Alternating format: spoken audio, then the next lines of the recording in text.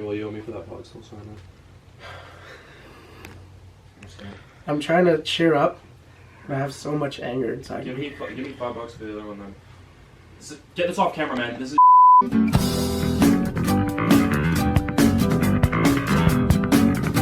It's Q&A time. We asked you questions on Instagram for you guys to ask us. We recently hit 9K. Thank you for that. Oh, we're starting it, is it? Who cares, man? It's a Q&A. Q&A time. Okay, what's up, guys? We're filming a Q&A today. We asked you on Instagram to give us some questions that we're going to answer. So we're just going to flip through some of them. I think all three of us are just going to answer evenly each question. Thanks for the questions, and thank you for 9K. We hit that shit today. Yeah, appreciate everybody. Thank you, guys. Thank you. Okay, first question is from Kai's mom. Who makes all that delicious looking food that Kai eats? Me. Kai's mom makes all the food. Let me defend myself here. So for the most part, my mom makes a lot of the food. She's been very, very helpful with all that, especially last year when I was prepping for my show. But this year, she still makes a lot of food, like in bulk that we eat. But like I usually will go meal by meal and make my own food for the most part. Like more so this year at least. But when I'm bulking again, I'm gonna be eating more of her food probably. So you guys will be seeing. How long do you guys work out? Yeah, it can vary on the day. But basically, what I'm doing right now, the type of training I'm doing is like I have like high rep, moderate rep, and low rep days. So like it'll vary depending on those, but anywhere between like hour and a half shortest probably to like 2.5 hours longest, maybe. Yeah. I don't know. I'd say that's it.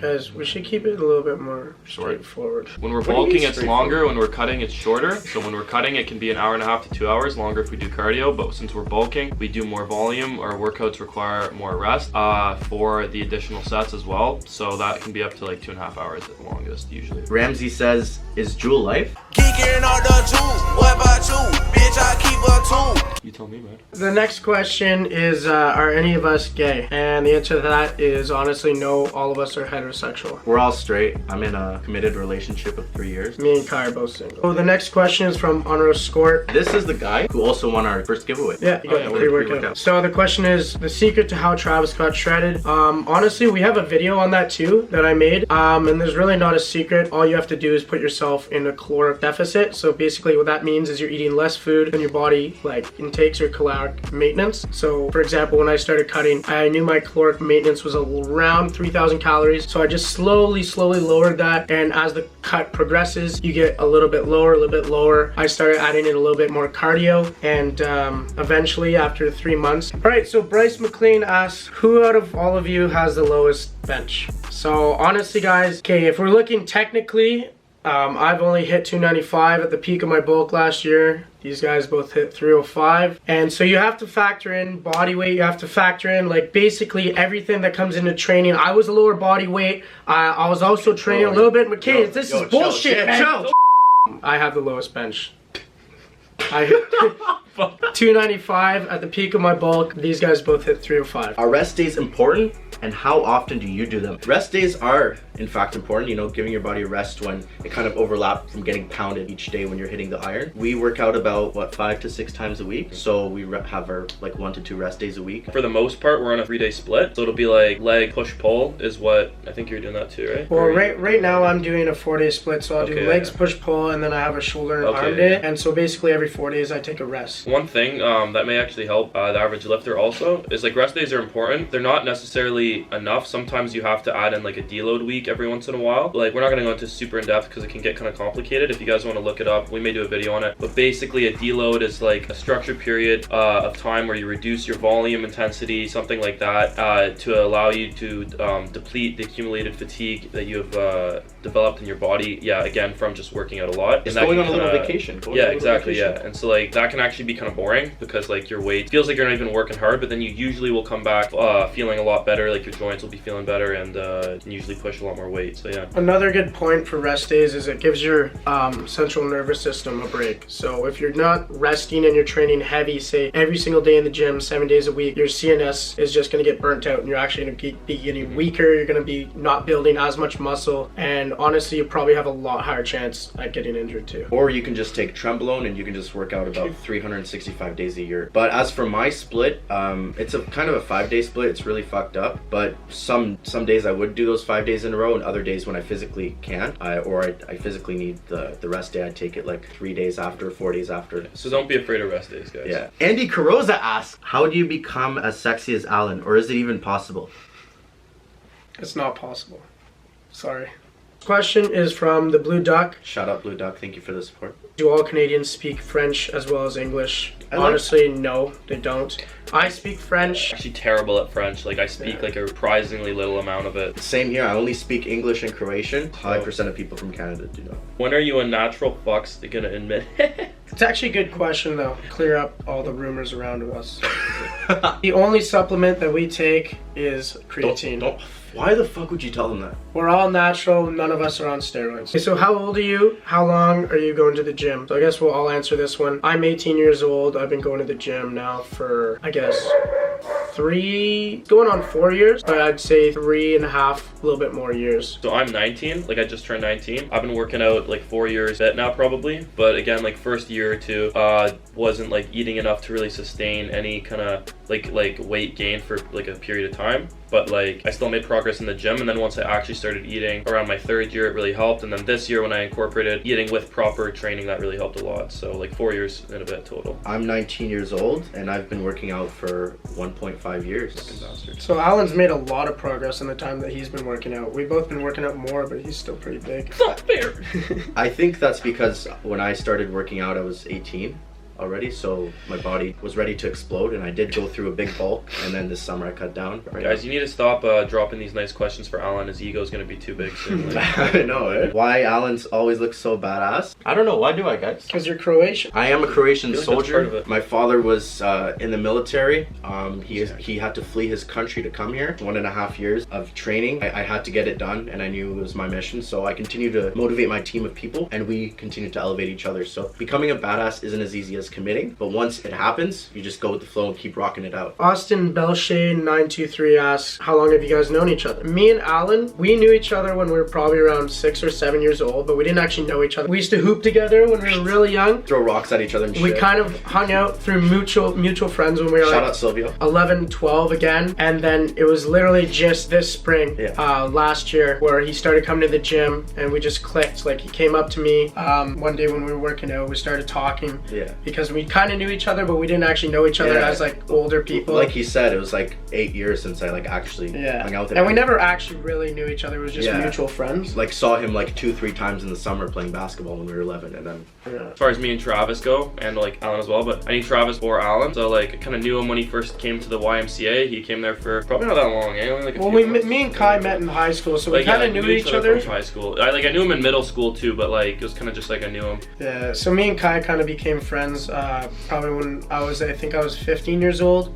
Kai was 16, and that's when we actually started becoming good friends. Yeah, we started working out. Alan was just, for both me and Kai, just last year we just met Alan. Around the same time. like but 6 clicked. months ago. We 6 months ago. Now we're boys, man. That's what happens. Why did you make this page if Alan is by far the biggest of you guys? Okay, this is bullshit, man. What are these questions?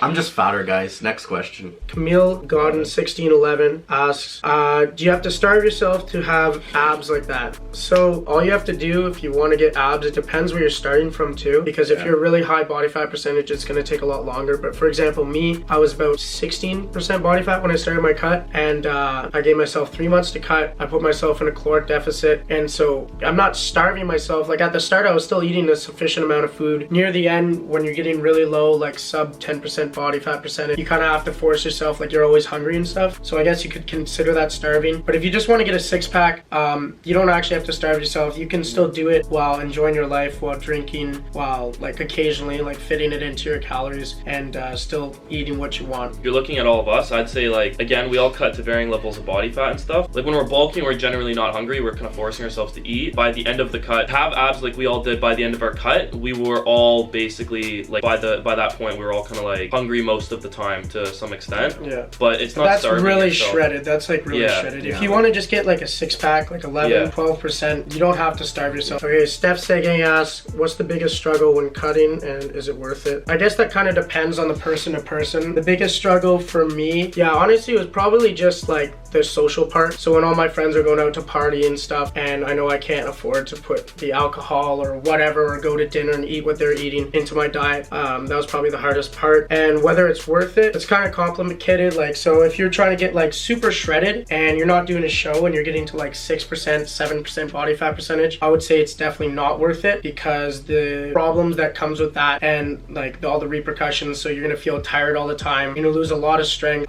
your libido is gonna be down, temper is gonna be higher, you're gonna be a lot more irritable. I would say it wouldn't be worth it. If you're just trying to get lean and you want to just look good for the summer or whatever, I'd say yeah, for sure it's worth it. I actually it's probably one of the most enjoyable experiences of my life this year, just being really on track with everything, seeing how your body transforms. Yeah, so I'd say worth it. Depends on your goals too though. If you're getting super shredded and you're trying to do a bodybuilding competition, if that's one of your goals, then I'd say it's worth it. If you're getting super shredded, 7% body fat percentage just to look good for girls or whatever, I'd say it's definitely not worth it. Or to attract the opposite sex, like say you're trying to look good for guys or whatever, I'd say that's not worth it. Like Travis said, it really depends whether it's worth it or not. It depends on what your goals are. You know, if you're gonna be bodybuilding or if you want to just be lean for the summer, it's definitely worth it. You know, pushing your body, giving it something new is different for me because I was fat for like 6 months, you know, just bulking up, and this was a challenge. You know, I had to track my food this time. For me, it was definitely worth it. You know, made the page look a lot more aesthetic. You know, yeah, for us it was kind of cool too, because we were doing this page, right? So for us, we're going out making videos,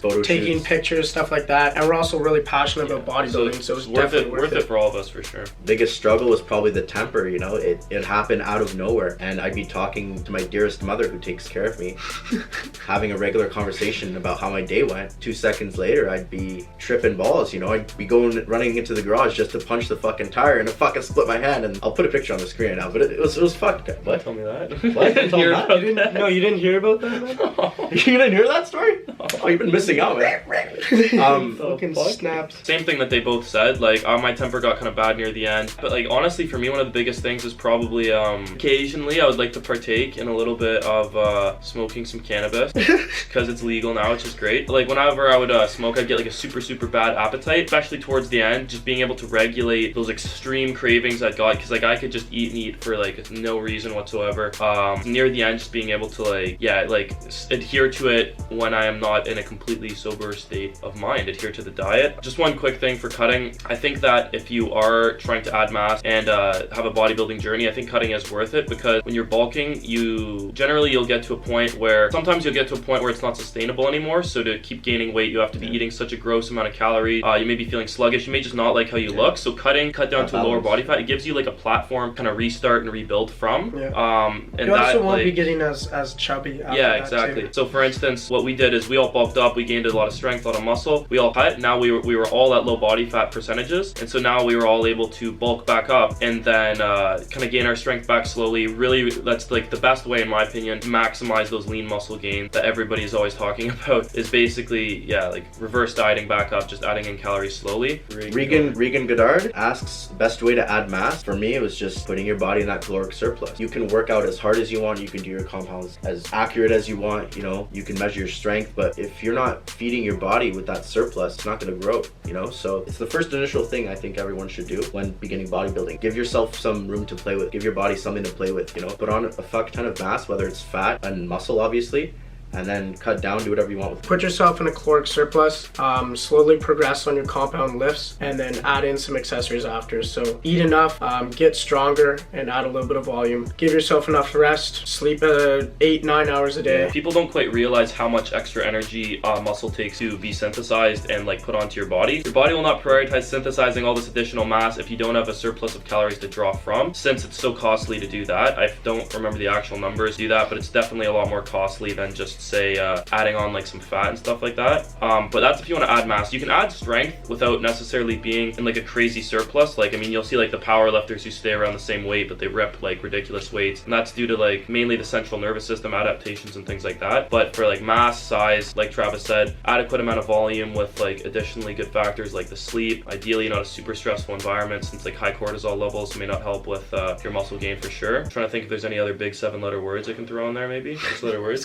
Same vitamin. What the fuck are you talking about? Like a scientist. I know what you're saying, but... Cassidy Mitch asks, any tips on how a person can get into the mindset to work out and start shaping up? Biggest thing for me was at the start I would kind of go in and out. I had inspiration from my family, because there was like, my dad was like, it still is into fitness, and he was like into triathlon. So finding a source to draw inspiration from is what really helped me. At first it was my family, but then I actually searched on YouTube, found some people I liked, literally found some motivational videos, and those actually really helped me. Sometimes people need a bit of a bigger push, like they need to actually get into the gym, maybe get some results, and then that can and then drawing on that from there can help them be more consistent. Because as soon as people like to describe it as soon as you see results, it becomes an addiction, and I think that spoke pretty well for all three of us. It's not the same for everybody, I agree with that. But yeah, just like getting in there, making that initial progress, and just being consistent. And then as soon as you start seeing progress, and yeah, if you see progress consistently, like that is generally going to keep you in the gym the best. So researching it to the best of your ability and finding some inspiration, things like that. One thing I'll say, pretty simple. Everybody's always asking how to get motivated and stuff. Just start. If you have a goal, don't think too much from it. Find out, do a little bit of research, but just start. That's the hardest part. So if you want to start working out, you want to start getting bigger, just go to the gym. Try to find a sufficient program to jump on. If you can, like, search it up on YouTube or whatever, but just get into the gym, start working, and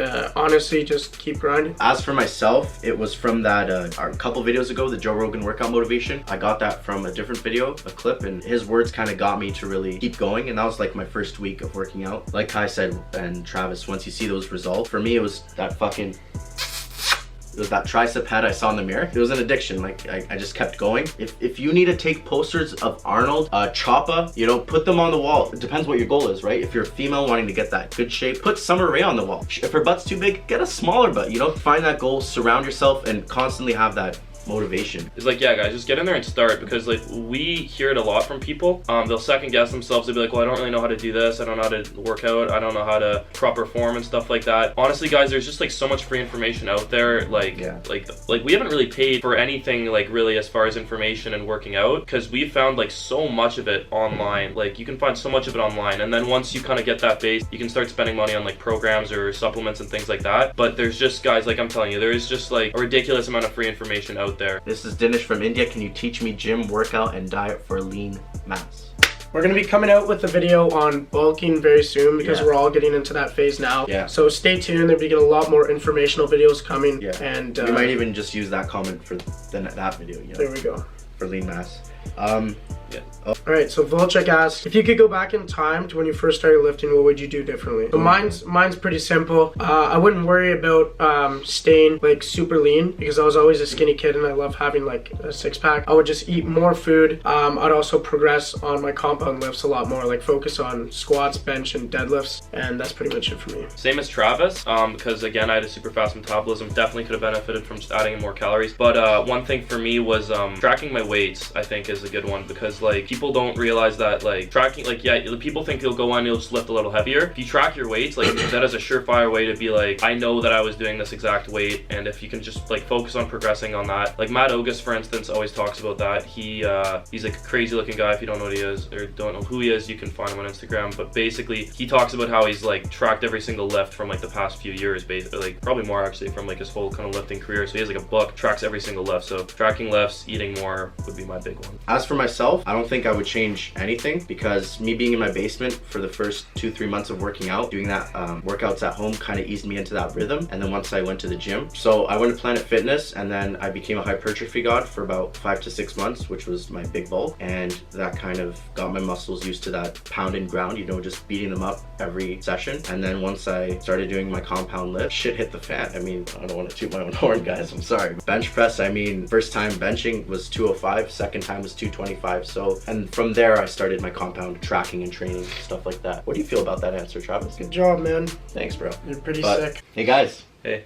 I think the Q&A is done. Thank you guys for asking your questions on Instagram. I hope you learned something from this video from all three of us. If you have more questions, comment down below here, or feel free to continue commenting them on our Instagram, and we'll definitely have them ready for the next Q&A. Cool that we actually like we just started this page a couple months ago, but it's cool that we actually have people who are interested in like what we do and stuff. So we really appreciate every single person commenting. It would have been really embarrassing if we got like 2 questions. We had 3 questions and they're all from our friends. So thank you to everybody for commenting. I hope that video wasn't too long. I hope you guys enjoyed it. I hope you learned something from it, hopefully. If you guys are ever wanting to ask a question, don't ever be afraid to ask. Usually we like the more specific questions, not the super broad general ones. So we're more likely to answer it if it's a more specific kind of catered question. But yeah, thanks, like everybody said, thanks so much guys. We appreciate all the support. We wouldn't be able to make a video like this obviously without you guys participating and giving us these nice questions. So yeah.